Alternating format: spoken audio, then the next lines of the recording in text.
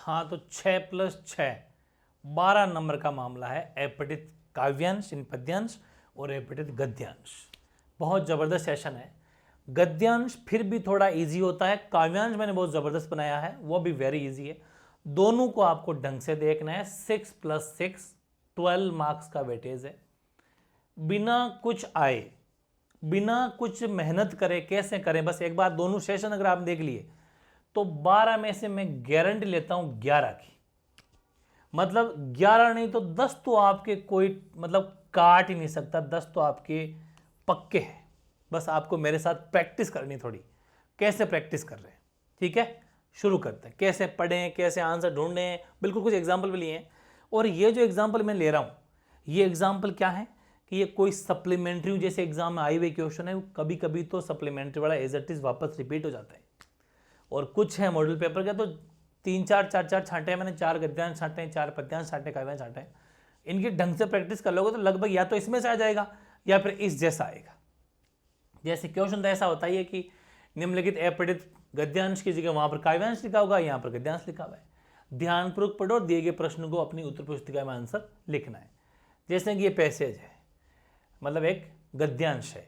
आम यहाँ का विशेष मेवा है, इसमें रस भरा रहता है और इसका बोर, बोर का मतलब इसका जो बेर है, मतलब वही बेर फल, वो बसंत का अग्रदूत है, ठीक है, बसंत ऋतु का। हमारे यहाँ अश्वत्थ, अश्वत्थ का मतलब, अश्वत्थ का मतलब है पीपल का वृक्ष को बोलते हैं, उनको भी विशेष महत्ता दी गई। आपको पता है पीपल की अपन पूजा करते हैं, बहुत बड़ा महत्वपूर्ण योगदान है। श्रीमद् भगवत गीता में भगवान की विभूतियों में इस पीपल के वृक्ष को भी माना गया है अश्वत्थ, ठीक है ना। सर्व वृक्षणाम, सभी वृक्षों में इसको माना गया है। हालांकि काफ़ी और भी वृक्ष हैं। भारतीय संस्कृति में जिन जिन वस्तुओं को महत्वपूर्ण दी गई है, पर महत्ता दी गई है, वे सब श्रीमद् भगवत गीता में भगवान की विभूतियों, मतलब भगवान के पूजा पाठ के रूप में आ गई। जैसे अपन भगवान की पूजा करते हैं तो खूब सारे, जैसा कि चाहे फूल हो, चाहे खूब सारे उनके पत्ते वगैरह भी चढ़ाते हैं, ठीक है ना। भगवान बुद्ध को भी तो इसी पीपल के वृक्ष अश्वत्थ के जो है उस वृक्ष के नीचे ही तो बुद्धत्व प्राप्त हुआ था, ठीक है ना, बुद्ध की प्राप्ति हुई थी। स्थावर वस्तुओं में हिमालय को, जो फिक्स है, स्थावर मतलब जो फिक्स है, हिमालय को, स्थावर वस्तुओं में तो हिमालय को, सरिताओं का मतलब बहती हुई गंगा में, सरिताओं में गंगा को, सरिताओं तो चल रही है उनमें गंगा नदी को, और पक्षियों में गरुड़ को, तथा ऋतु में बसंत ऋतु को महत्ता दी गई है। मतलब जो अगर कोई फिक्स चीज है, स्थावर है, उसमें तो हिमालय को महत्ता दी गई है। जो बह रहा है नदियों में, सरिता मतलब नदियां, सरिता नदी का पर्यायवाची है, उसमें गंगा को, और पक्षियों में गरुड़ पक्षी को, और ऋतु में बसंत ऋतु को महत्ता दी गई है। स्त्रीलिंग चीजों में कीर्ति, वाणी, स्मृति, वृद्धि और बुद्धि और धृति, धैर्य, इनको महत्ता, मतलब ये सब स्त्रीलिंग शब्द है, ये सभी स्त्रीलिंग शब्द है। तो स्त्रीलिंग शब्द जो ये कुछ सिलेक्टेड है, इनको महत्ता दी गई है। यह भी हमारी जातीय मनोवृत्ति का परिचायक है। ये वेरी इंपॉर्टेंट पैसेज। आंसर कैसे आएंगे, इस पर क्वेश्चन आएंगे, 5-6 क्वेश्चन आएंगे। 6 क्वेश्चन है कि भगवान बुद्ध को बुद्धत्व किस वृक्ष के नीचे प्राप्त हुआ, बताओ, आराम से मन से लिखो। किस वृक्ष के नीचे हुआ, अश्वत्थ ब्रैकेट में पीपल, पूरा लिखना कि भगवान बुद्ध को बुद्धत्व अश्वत्थ या पीपल वृक्ष के नीचे प्राप्त हुआ। साफ साफ ही देखा था अपन ने, कहाँ देखा था, ये रहा, कहाँ पर, ये देखो कि पीपल को भी दी गई, कहाँ से, ये देखो अपने भारतीय संस्कृति की महत्ता ये होगी, ये रहा, भगवान बुद्ध को भी इसी वृक्ष के नीचे बुद्धत्व प्राप्त हुआ था। सब बातें लिखी हुई है, ठीक है ना, बिल्कुल टेंशन लेनी नहीं, लिखी हुई है सारी बातें। बसंत का अग्रदूत किसे बताया है, बताओ, आम के बोर को, बिल्कुल। तो बसंत का अग्रदूत आम के बोर को, अर्थात आम की जो फूलों बंजरी है उसको। यह देखो कि आम यहाँ का विशेष मेवा है, रस भरता है, इसका बोर बसंत का अग्रदूत है। किसका बोर, आम का बोर। तो इसका की जगह आम लिख देना और पूरा आंसर हो गया। ये देखो यहाँ आम आ जाएगा कि आम का बोर बसंत का अग्रदूत है, बस वही तो आंसर है। वेरी इजी, अपने मन से लिखना, इस आंसर में जाने तो मैंने एज इट इज ले लिए। आपको मैं इसे कहना चाहता हूं, आप मन से आंसर लिख सकते हो, मन से।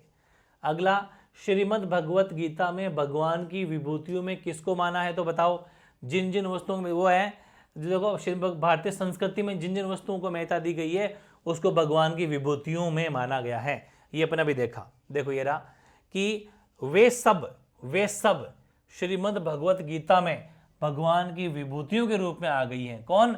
जो भारतीय संस्कृति में जिन जिन वस्तु, एज इट इज लिख दिया, एज इट इज लिखना है कि भारतीय संस्कृति में जिन जिन वस्तुओं को महत्ता दी गई है श्रीमद् भगवत गीता में वो विभूति के रूप में आ गई हैं। ये रहा आंसर, एज इट इज लिख देना है। उपयुक्त पद्यांश का शीर्ष ये पक्का है, ये गलत नहीं होना। अच्छा पहले इससे ऊपर और एक ये रह गया, गद्यांश में नदी का पर्यायवाची क्या बताया गया है? तो नदी का पर्यायवाची सरिता बताया गया है क्या इसमें? हाँ ये रहा, नदी का पर्यायवाची सरिता बताया गया, अभी पढ़ा था अपन ने। ये देखो यहां पर कि सरिताओं में गंगा, मतलब ये नदी का पर्यायवाची है सरिता, ठीक है ना, वो आपको पता ही है। अब ये क्वेश्चन फिक्स है कि हेडिंग शीर्षक क्या होगा, शीर्षक क्या होगा बताओ?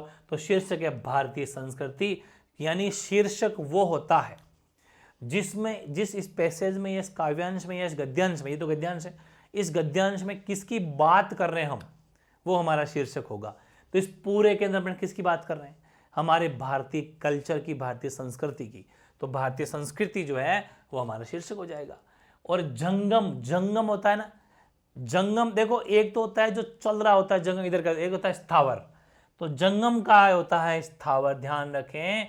जो अपन ने पढ़ा था कि स्थावर में देखे तो हिमालय था ना कहीं पर, कहाँ था? ये रहा स्थावर वस्तुओं में हिमालय। तो इसने पूछ लिया जंगम, जंगम का विपरीत होता है स्थावर। ये विलोम शब्द में मैं पढ़ाता रहता हूं इस आपको, तो ध्यान रखें, जंगम का विलोम शब्द विपरीतार्थ शब्द होता है स्थावर, है ना, वेरी इजी। ऐसे एक और लेते हैं, ये क्या है, पढ़ो इसको, कि पुस्तकालय से सबसे बड़ा लाभ है कि ज्ञान वृद्धि। बिल्कुल, पुस्तकालय में सबसे बड़ा ज्ञान की वृद्धि होती है, नो डाउट। मनुष्य के बहुत थोड़े शुल्क के बदले बहुत सारी पुस्तकें पढ़ने को मिल जाती है। वह चाहे तो एक ही विषय की अनेक पुस्तकें पढ़ सकता है। एक तो ये, दूसरी बात यह है कि उसे किसी भी विषय की नवीनतम पुस्तक भी वहां मिल जाती है, नहीं, ठीक है। तीसरी बात, उसे किसी भी विषय पर तुलनात्मक अध्ययन करने का अवसर मिल जाता है कि मैं कैसे कंपैरेटिवली कौन सी किसको ज्यादा पढ़ूं। चौथा, विश्व में प्रकाशित विभिन्न विषयों की पुस्तकें भी मिल जाती है, वर्ल्ड में और भी कहीं प्रकाशित हो रही हो। यही कारण है कि उच्च कक्षा तथा किसी विषय में विशेष योग्यता प्राप्त करने वाले विद्यार्थी अपना अधिकांश समय पुस्तकालय, मतलब लाइब्रेरी, जैसा आप भी 12th पास होने के बाद लाइब्रेरी ज्वाइन पक्का करना, पढ़ाई करनी है तो लाइब्रेरी में व्यतीत करते हैं। लाइब्रेरी मनुष्य में पढ़ने की रुचि उत्पन्न करता है, क्योंकि वहां आसपास में कोई पढ़ रहा होता है तो अपन को नींद भी आती तो उड़ जाती है, यार वो पढ़ रहे हैं, ठीक है ना, ये फर्क पड़ता है। यदि आप एक बार किसी लाइब्रेरी में चले जाएं तो वहां की पुस्तकों को देखकर आप उन्हें पढ़ने के लिए लालायित हो जाएंगे। इस प्रकार पुस्तकालय आपकी रुचि को ज्ञानवर्धक की ओर बदलता है। दूसरा, अवकाश के समय में पुस्तकालय हमारा सच्चा साथी। छुट्टियां जब होती है तो लाइब्रेरी में जाके बैठ के पढ़ लो, न्यूज़पेपर है, बहुत सारी बुक है, नॉवल है, उपन्यास वगैरह पढ़ो, जो हमें सदुपदेश भी देता है और हमारा मनोरंजन भी करता है। सेंस मनोरंजन के साधनों में धन अधिक खर्च होता है, जबकि यहाँ पर सबसे सस्ता सुलभ मनोरंजन का साधन है कौन? लाइब्रेरी, पुस्तकालय। क्वेश्चन देखो, पुस्तकालय की सबसे बड़ी उपयोगिता क्या है? सबसे बड़ी है ज्ञान वृद्धि। बस चाहो तो इतना ही सही है, ज्ञान में वृद्धि होती है। हालांकि इसने तो एक वर्ड और लिखी है, सदुपदेश में मनोरंजन। आप तो लिखना चाहो तो लिख देना, वैसे ज्ञान वृद्धि लिख दिया तो भी नंबर नहीं कटेंगे, ठीक है ना। बस अगला, मनुष्य के लिए किस क्षेत्र में पुस्तकालय का योगदान नहीं है? तो भाई उल्टा पूछा है, मनुष्य के हर क्षेत्र में है, लेकिन कोई अमानवीय कोई बुराइयां करे उनको उभारने के रूप में पुस्तकालय कोई योगदान नहीं है भाई। ये कोई अमानवीय बुराई आपके अंदर से नहीं निकाल सकता, ये ध्यान रखना। अगर आप ये सोचो कि मुझे बहुत बुरा बनना है, कुछ अमानवीय एक्टिविटी करनी है ना, ह्यूमन बीइंग्स के खिलाफ काम करना है, तो आप लाइब्रेरी में जाओ, वहां पर आपको नहीं मिलेगा। वहां तो पॉजिटिविटी है, वहां पर एक अच्छा माहौल है, बिल्कुल पॉजिटिविटी है, फ्यूचर में कुछ करने का जज्बा है, और वो सब है, और कुछ नहीं। तो ये ध्यान रखना, अपन को उल्टा आंसर देना है कॉमन सेंस अप्लाई करके कि लाइब्रेरी में क्या नहीं होता। बस कौन से छात्र अपना अधिकांश समय पुस्तकालय में बिताते हैं? जो देखो यहाँ पर, देखो यहाँ पर ने पढ़ा था कि यहाँ पढ़ा था अपन ने, हाँ ये रहा, यही कारण है कि उच्च कक्षा तथा किसी विषय में विशेष योग्यता प्राप्त करने वाले विद्यार्थी अपना अधिकांश समय पुस्तकालय में व्यतीत करते हैं। ये इसका आंसर है, बिल्कुल हूबहू, बिल्कुल भी मन से नहीं लिखना, चेप दो, बिल्कुल वेरी इजी। अगला, पुस्तकालय शब्द का संधि विच्छेद, वेरी इजी, पुस्तक प्लस आले, दीर्घ संधि हो गई, देखो पुस्तक प्लस आले आ सकता है, इसीलिए मैं ये सारी चीजें ले रहा हूं। पुस्तक प्लस आले में ए प्लस आ मिलके आ बन गया। और आपको पता है संधि कौन सी है, स्वर संधि का ही पार्ट है दीर्घ संधि, तो स्वर संधि की पहली संधि दीर्घ संधि, ठीक है ना, लिखा हुआ होगा इसमें। पुस्तक कहां गया, पुस्तक प्लस आले दीर्घ संधि इसके अंदर हो गई है, जो स्वर संधि का ही पार्ट है। स्वर संधि 5 प्रकार की होती है, दीर्घ संधि, गुण संधि, वृद्धि संधि, यण संधि, अयादि संधि, 5 प्रकार की स्वर संधि होती है, तो दीर्घ संधि वाली ये है। अगला उपयुक्त पद्यांश उपयुक्त गद्यांश का जो है वो शीर्षक क्या हो सकता है बताओ। पुस्तकालय, लाइब्रेरी हो सकता है, हाँ बिल्कुल पुस्तकालय लिख दो, या पुस्तकालय का महत्व डाल दो, पुस्तकालय का उपयोगिता डाल दो, इंपॉर्टेंस डाल दो, कुछ भी कर दो, पुस्तकालय भी चल जाएगा, कोई दिक्कत नहीं है। अवकाश के समय हमारा सच्चा साथी किसे बताया गया है, पुस्तकालय को। वेरी इजी, अवकाश के सच्चा मतलब कितना इजी है, अगर ढंग से जम के पढ़ लिया, वही मैंने जो पैसेज इंग्लिश में बात की थी वही तरीका इसमें लगाना है, पूरे 6/6। एक और लेते हैं, जो समझता है कि वह दूसरों का उपकार कर रहा है वह अबोध है, वो जानता नहीं है। वो समझता है कि दूसरे उपकार कर रहे हैं, वह बुद्धिहीन है। कौन किसका उपकार करता है, कौन किसका अपकार करता है, ध्यान रखना, उपकार का उल्टा है अपकार, वो तो अच्छा है ये बुरा है कर रहा है। मनुष्य जी रहा है, केवल जी रहा है अपनी इच्छा से नहीं, इतिहास विधाता की योजना के अनुसार। अपनी इच्छा से कोई जी सकता है, मर सकता है कि नो, कोई गारंटी नहीं है। पैसे वाला भी अगर कहता है ना कितना ही बड़ा पैसे वाला है, क्या जीवन खरीद सकता है, क्या जीवन नहीं खरीद सकता, वो भी कभी ना कभी टपक जाएगा। अगर इतना हिम्मत होती तो पैसे वाले सारे जीवित रह जाते, ठीक है ना। तो ध्यान रखें, इतिहास विधाता की योजना के अनुसार जी पा रहे हैं, वरना मन से कोई जीता ना कोई मरता।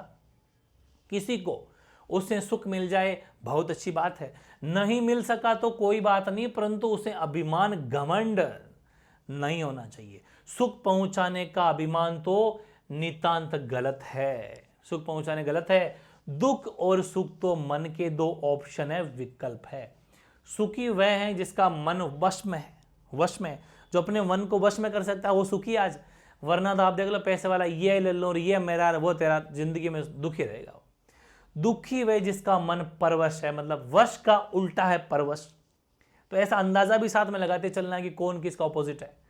जिसका मन अपने वश में नहीं, वह दूसरे के मन का यानी कि छद्म परिवर्तन करता है, मतलब जैसे जिसका मन वश में नहीं तो दूसरे को उल्टा और नेगेटिव कर देता है, ठीक है ना।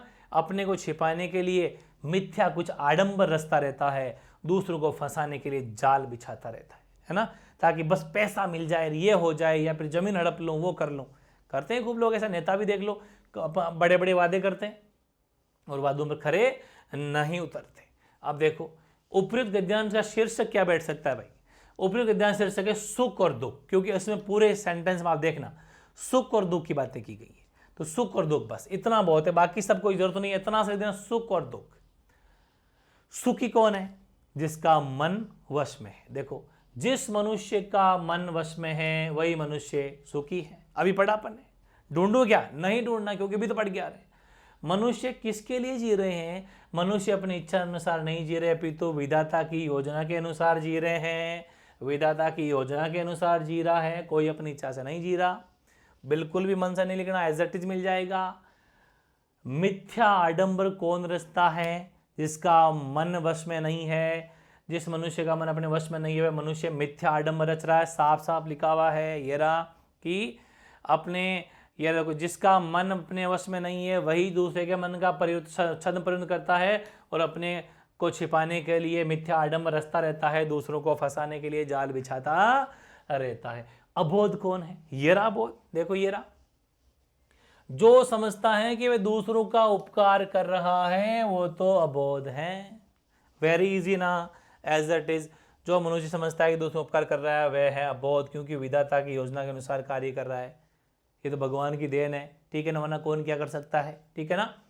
सुख और दुख क्या है, ये भाई मानव के मन के 2 ऑप्शन है, विकल्प है, बिल्कुल ये रहा, ये अपने पढ़ा भी, अब यहाँ पढ़ा देखो मनुष्य जी रहा, ये रहा आगे पढ़िए देखो, ये जिसका मन हो ये रहा। सुख दुख और सुख तो मन के विकल्प है, ऑप्शन है, ठीक है ना। तो बताओ कुछ भी मुश्किल है क्या, कुछ भी मुश्किल नहीं है, ढंग से कर लेना बस। एक और ले लेता हूं लास्ट, 4 हो जाएंगे पूरे। हिंदी में राम काव्य की विस्तृत परंपरा मिलती है। हिंदी में सर्वप्रथम संवत 1342 में लिखित कवि भूपति कृत रामचरित रामायण का संक्षेप मिलता है, परंतु उसकी अभी तक कोई फोटोकॉपी प्रतिलिपि उपलब्ध नहीं है। हिंदी में तुलसी ही रामायण के प्रमुख कवि है। तुलसी के समकालीन, मतलब उनके जब तुलसी कवि थे उनके उस टाइम के कवि, ऐसे इसका मतलब समझते हैं ना आप, समकालीन का मतलब क्या होता है, मतलब जब तुलसी कवि हुआ करते थे उस टाइम पे और भी कोई कवि जो थे उनके साथ वाले, तो तुलसी के समकालीन कवियों में से मुनीलाल कृत राम प्रकाश का भी एक जरूर मिलता है, जो उनके टाइम का ही है, जो रीति शास्त्र के आधार पर लिखा गया है। महाकवि केशव ने रामचंद्रिका नामक महाकाव्य की भी रचना की है, जिसमें काव्य कौशल का तो प्राधान्य है, परंतु चरित्र चित्रण एवं प्रबंधात्मक की उपेक्षा की गई है। उसके अंदर उपेक्षा का मतलब आलोचना करना। सेनापति ने भी अपने कविता रत्नाकार में चौथी और पांचवी तरंगों के अंतर्गत रामायण एवं राम रसायन का वर्णन किया है। तुलसी के समकालीन कवियों के उपरांत भी हिंदी में राम काव्य के दर्शन होते हैं। इसमें से हृदयाराम कृत हनुमन्ना टक मिलता है। तदुपरांत मतलब उसके बाद में प्राणचंद्र चौहान कृत रामायण महानाटक भी मिलता है, जो संवाद रूप से लिखा गया है। ये कुछ बातें हैं, थोड़ा डिफिकल्ट लैंग्वेज भी इसके अंदर ली गई है। लास्ट में देखते हैं शीर्ष क्या हो सकता है, तो राम काव्य या राम, एक ही बात है, दोनों एक ही लिखा, राम काव्य के कवि। तो ये पूरे में अपने रामचरितमानस या राम के काव्य की बात की है, तो राम काव्य फलाना काव्य मिलता है, राम ही राम के बारे में, तो राम काव्य बोल दो, या फिर राम काव्य के कौन कौन कवि है जिन्होंने राम काव्य लिखा। तुलसी तो है ही है, खैर उनके साथ में और कौन थे उनके समकालीन, इसलिए मतलब अपन बात किसकी कर रहे हैं, राम काव्य की कर रहे हैं। कवि किस कवि के किस काव्य की अभी तक कोई प्रतिलिपि प्राप्त नहीं हुई है। देखो ये देखो अपने कि कवि भूपति कृत, भूपति कवि का नाम क्या है, भूपति कृत रामचरित रामायण का संकेत तो मिलता है, लेकिन अभी तक कोई प्रतिलिपि उपलब्ध नहीं हुई है। तो ध्यान रखें, भूपति कवि भूपति कृत रामचरित रामायण का संकेत तो मिलता है, किंतु ये अपने मन से लिख देना, जो पीछे लिखा होता है जो छापना है बस। कौन सा काव्य रीतिकाल के आधार पर लिखा गया, अभी पढ़ा अपन ने देखो, रीतिकाल के आधार पर अपन देखा था, हृदयाराम कृत ये हो गया, और सेनापति ने अपने कवित्व ये हो गया। शुरू से देखूं क्या, यहाँ पर देखो महाकाव्य हो गया, काव्य कौशल प्रधान चैतन्य हो गया, सेनापति ने अपने ये हो गया, पांच तरंग ये हो गया अपने, तुलसी ने राम कवि ये हो गया अपने, फिर इसके बाद में प्राण चौहान ने ये लिखा, कहाँ गया भाई, ऊपर से देखना पड़ेगा क्या, क्वेश्चन था क्या, क्वेश्चन था अपने जो रीतिकाल के आधार पर।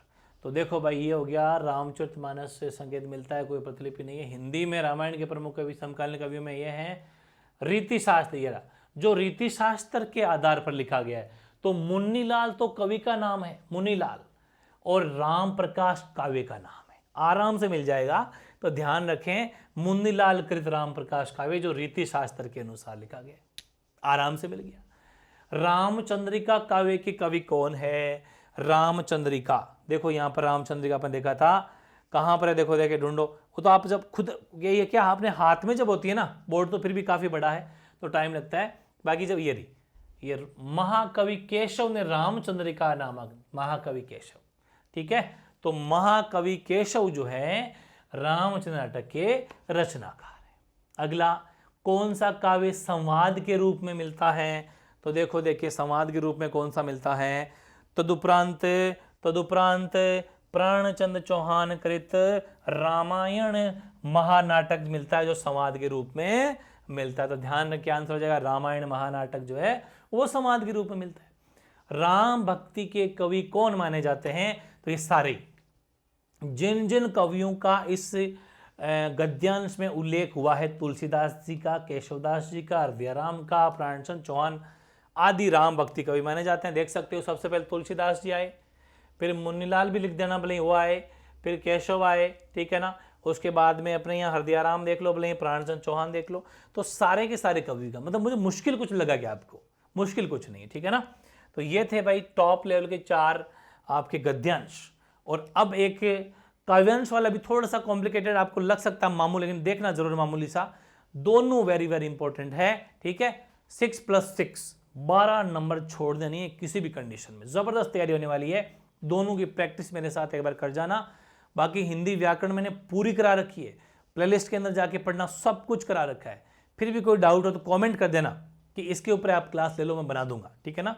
आज तो खैर ये दोनों कर लो, सुबह आपको उसकी भी क्लास मिल जाएगी, कमेंट करके रख देना, आपको उसका भी सेशन मिल जाएगा, ठीक है ना।